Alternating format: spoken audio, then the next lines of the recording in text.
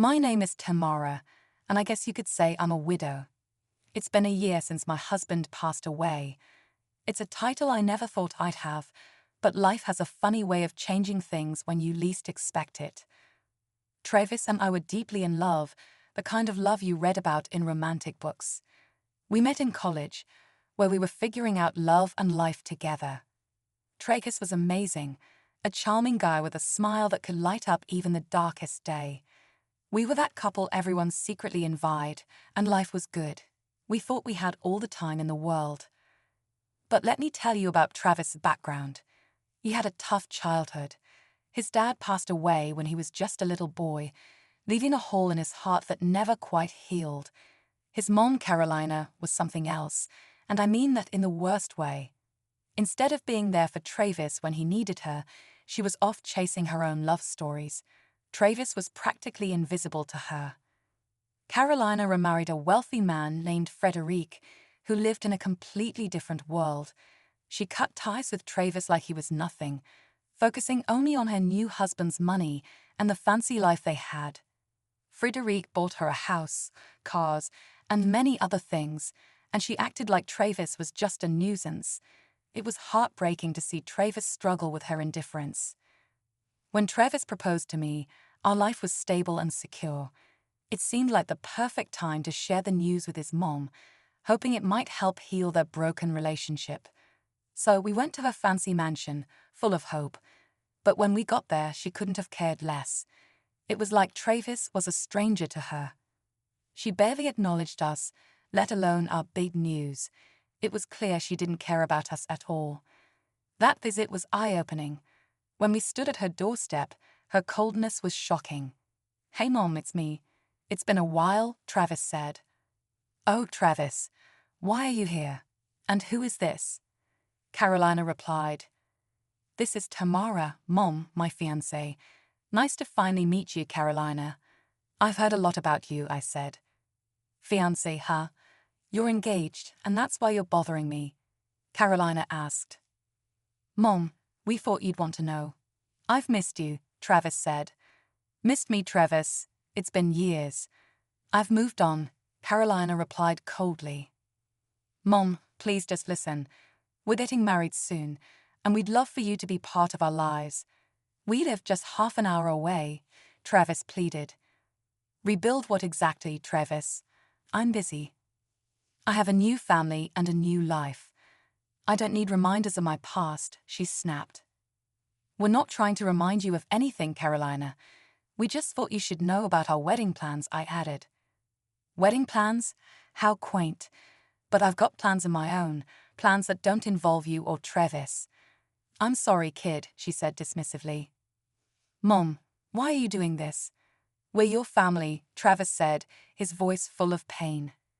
"Travis, I don't have time for this. My husband Fred will be back soon.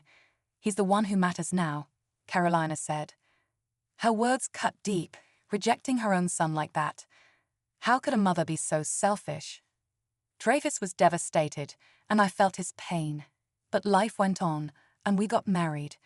Our wedding day was magical, and as I walked down the aisle toward Travis, I knew I was making the right choice when I married Travis. We exchanged vows, promising to stick together no matter what.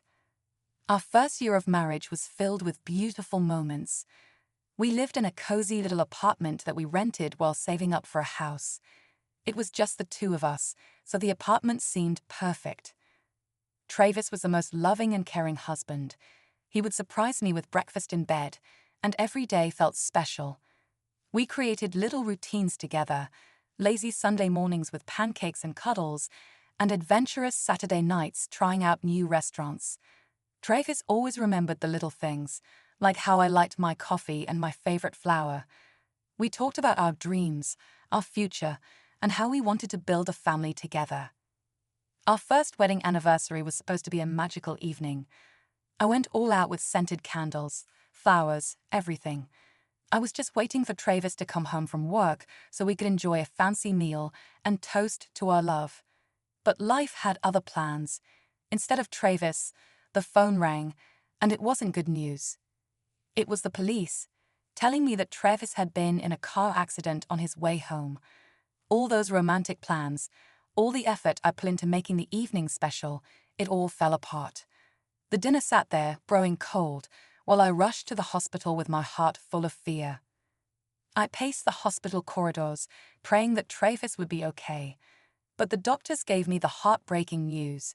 There was nothing they could do. They said he had a day or two left at most. It was a gut-wrenching moment. They told me I could go in and talk to him one last time. When I entered his room, I was overwhelmed with emotion. We held hands, tears streaming down our faces. It was all in God's hands now, and I clung to the hope that a miracle might save him. Tamara, I don't know if I'm going to make it, baby, Travis said, his voice weak. The doctors say it's touch and go. Travis, don't say that. You're going to pull through. You have to, I replied, trying to hold back my tears. Tamara, I love you so much. Whatever happens, just promise me that you'll be happy and that you'll find love again. I couldn't have had a better life. Thank you. Travis, please. There's something else, he said, his voice faint. I bought us a house. It was meant to be our anniversary gift. It's a really nice one, in a great neighborhood, right next to my mum's place. I held on to some hope, I guess. I thought maybe if I was close to her, she might let me be part of her life again. I'm sorry, I feel like a fool now. Oh, honey, don't be sorry. You tried. The house is yours now. You're the owner. Do whatever feels right. I understand if you don't want a daily reminder of my mom, so you can sell it or live there. It's up to you. Travis, you're not going anywhere, I said, clutching his hand tightly as tears streamed down my face. I knew I had to make the painful call to Carolina. After all, Travis was her son, and the doctors had made it clear that he didn't have much time left, maybe just a day or two. I dialed her number, dreading the conversation. Carolina, it's Tamara, Travis's wife. I need to talk to you about Travis. He's been in a terrible accident, and the doctors don't have good news. They say he may not have much time left. Oh really, that's so sad. I'm sorry for him. I can send you the hospital address, she replied, almost dismissively.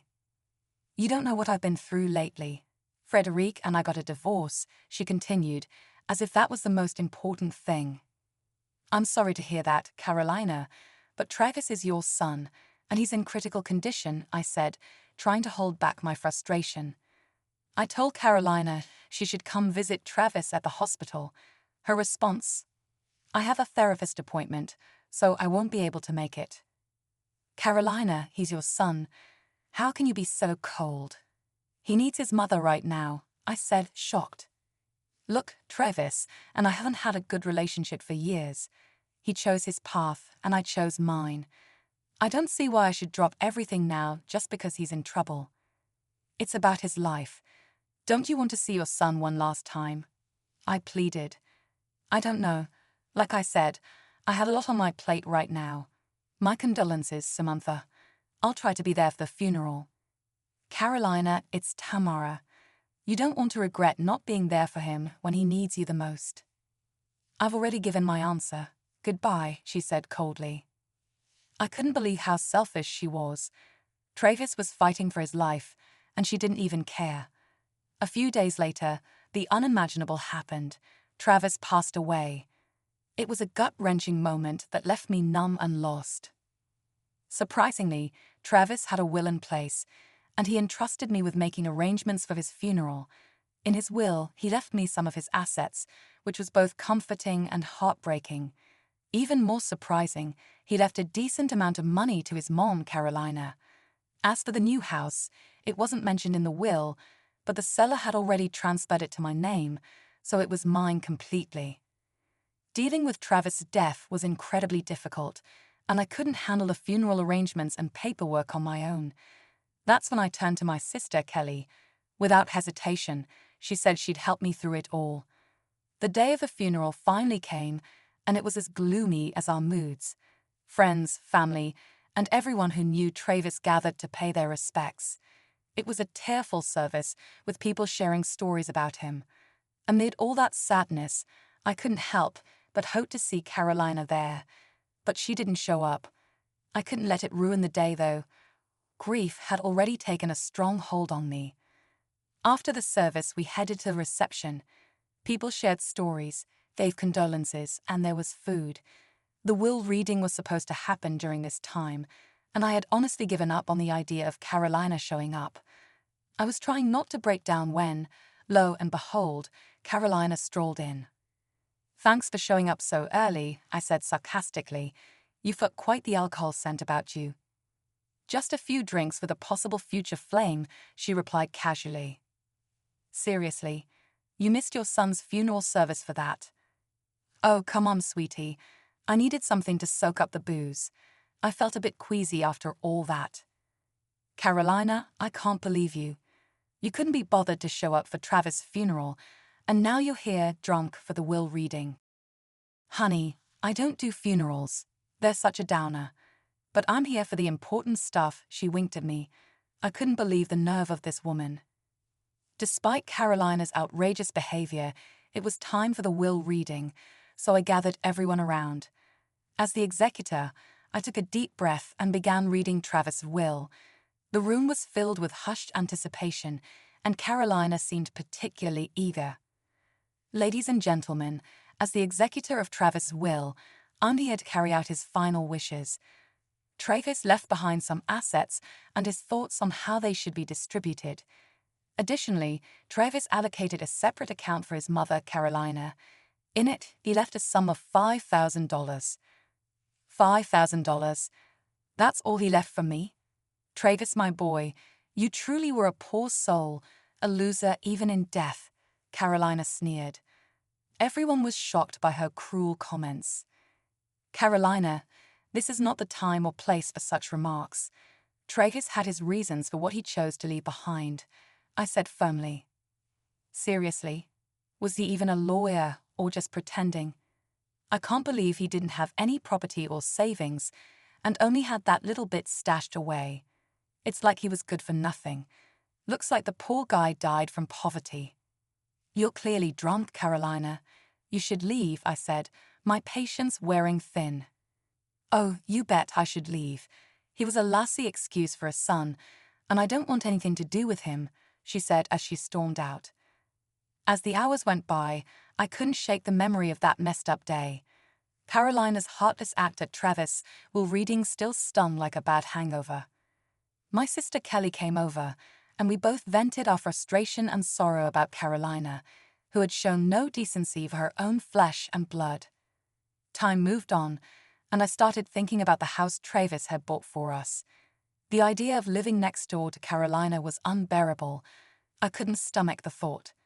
So, I decided to take matters into my own hands. I got in touch with the real estate agent who had been dealing with Travis's house purchase. Luckily, Travis hadn't completed all the paperwork before he passed away, so with the agent's help, I finally took the keys to the house. It was a bittersweet moment, knowing this was supposed to be our new home, but it was also a painful reminder that Travis was gone. One day, I gathered the courage to visit the house. As I walked up the driveway, emotions hit me hard. It wasn't just a house. It was a mansion, much grander than I had expected. Next door, Carolina's house seemed tiny in comparison. I didn't expect to see such a huge, beautiful place. As I walked through the door of what was supposed to be our new home, I couldn't stop thinking about the life Travis and I could have built together. The pain was unbearable as I explored every corner of the house, haunted by memories of what could have been. I realized that I couldn't live there without Travis. Determined to sell the mansion, I stepped outside. That's when I heard a familiar voice. "What are you doing here?" "None of your business," I replied. "Oh my God, there was no house here some time ago. Don't tell me you're the buyer of this place. It would be the biggest joke on earth with that little money your fiancé left you. Can't you feel any sympathy for your own son, who talks like that?" "Sympathy for that loser. I should throw a party instead." "Carolina, can't you cut the insults? Travis is gone. Show a little bit of respect." "Respect? Travis was a fool, just like his father. You and he made quite a pair. Her words hit me hard, not just because they were harsh, but because she was his mom. Her cruel comments replayed in my head, making the pain worse. So I decided not to sell a house after all. I was going to move into the mansion, not just to show off or compete with Carolina, but because I needed a fresh start. Maybe this was what Tragus wanted, so I decided to do it for both of us. Packing up my stuff from our old apartment was tough. Everything had a memory attached to it, a piece of Travis. I wrapped up his photos, his favorite books, and all the little things we had collected over the years. When I stepped into the new house, it felt like a dream Travis was supposed to be a part of. The day I settled into the new house, I knew what I had to do. I baked a batch of Travis's favorite blueberry muffins, put on a nice sundress, and headed next door to face Carolina. I wanted to give her the news myself. She opened the door. "Tamara, what on earth are you doing here? What is this?" "Hi, neighbor. I just moved in, and I thought I'd bring over some muffins I baked." "What? How? When? Why?" "Let me break it down for you, Carolina. Travis bought this house for us as an anniversary gift. He probably used his savings." "Travis did that? Why didn't I know about it?" "Because, Carolina, you were too busy with your new husband and counting his money." "Tamara, I didn't know." "Of course you didn't. You've always been absent, from not visiting Tragus in the hospital during his last moments to skipping his funeral service and just showing up for the will reading." "I made some mistakes." "Some mistakes. Carolina, you've been cruel and disgusting. You ridiculed Travis when you found out he left you very little in his will. You didn't even give him the respect he deserved." "I never realized how much I hurt him until it was too late. Please, Tamara, I'm genuinely sorry." "Sorry now that you found out your son had some money left for you. Love should have been unconditional. You know what, Carolina? Enjoy the rest of your life seeing my face every day as a constant reminder of what you did to your son. It's been a whole year since Travis passed away. They say time can heal wounds, but that doesn't mean the scars disappear. I'm learning to carry on, step by step. Carolina, on the other hand, is spiraling down a different path. It's hard not to notice her from my home right next to hers. She's been using alcohol as a crutch, drowning her sorrows, or maybe her guilt, who knows. Every time we run into each other, she has a look of guilt, shame, and regret on her face, and I can't help but feel a bit of sympathy for her at times. She missed out on so much when Travis was alive, and her absence during his darkest moments, even at his funeral, is something I can't forget or forgive. One thing I've learned through all of this is that being a bad person doesn't get you very far. Sure, you might gain some material things, but you lose something much more valuable, yourself. People who are dishonest, cruel, or selfish might seem like they're winning in the short term, but in the grand scheme of things, they don't last long. It's the ones who show love, compassion, and kindness who leave a lasting legacy. So my advice to anyone reading this is simple: be a good person. It might not always be easy,